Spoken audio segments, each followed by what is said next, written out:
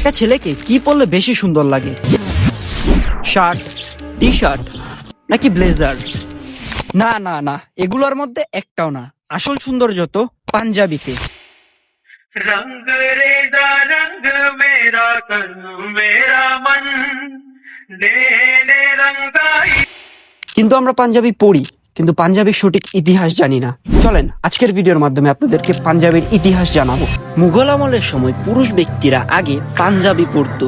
পাঞ্জাবির উৎপত্তি স্থান ধরা হয় ভারতের পাঞ্জাব প্রদেশ থেকে।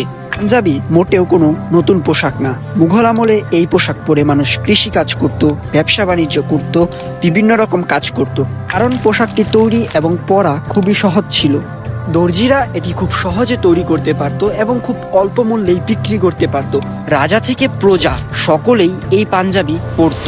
সাধারণত আগের যুগের মানুষ পাঞ্জাবি পরত কারণ এটি খুবই ঢিলাঢালা এবং খুবই আরামদায়ক একটি পোশাক ছিল এই জন্য, এবং এটি পরে সকল ধরনের কাজ করা খুবই সহজ।